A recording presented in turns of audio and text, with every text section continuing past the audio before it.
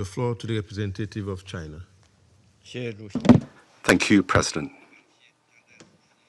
I thank Directors Goto and Wasunu for their briefings. At present, the Ukraine crisis continues to drag on, with ground combat operations still ongoing. Russia and Ukraine persist in launching attacks against each other, resulting in new civilian casualties and damage to infrastructure. As another winter is around the corner, people in the conflict zone face the double whammy of warfare and bitter cold, creating a deeply concerning humanitarian situation. China once again calls on the parties to the conflict to exercise restraint, strictly comply with international humanitarian law, and effectively protect civilians and civilian infrastructure. Dialogue and negotiations represent the only viable path to resolving the Ukraine crisis. We urge the parties to demonstrate political will and swiftly embark on the path of negotiated settlement. We call on the international community to scale up humanitarian assistance, actively promote peace talks, and continue creating favorable conditions for a political solution to the crisis.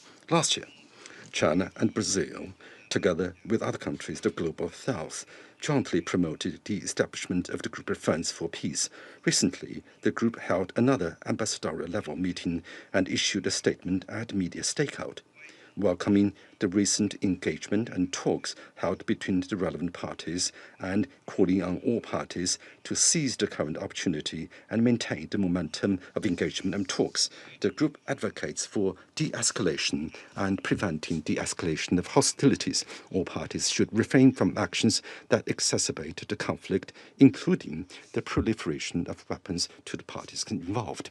The group reaffirms that the shared goal must be to find a comprehensive, just, and lasting solution, one that addresses mutual concerns of the parties to the conflict and leads to a peace agreement negotiated directly by and acceptable to them.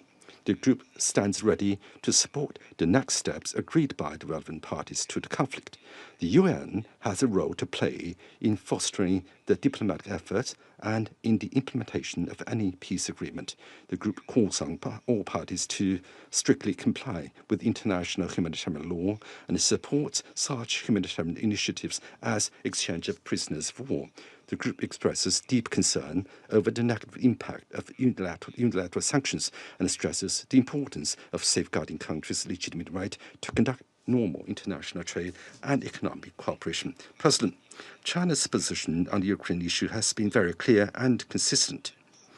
We have always followed the fundamental guidance of the four shoes proposed by President Xi Jinping, actively engaging with all relevant parties, working tirelessly for peace and striving to promote negotiations. We stand ready to continue communicating with all parties, amplify the voice of balance, objectivity, and rationality of the international community, and play a constructive role in achieving an early ceasefire and advancing a political solution to the crisis. I thank you, President. I thank the representative of China for the statement. I now give the floor to the representative of Guyana. Thank you, President.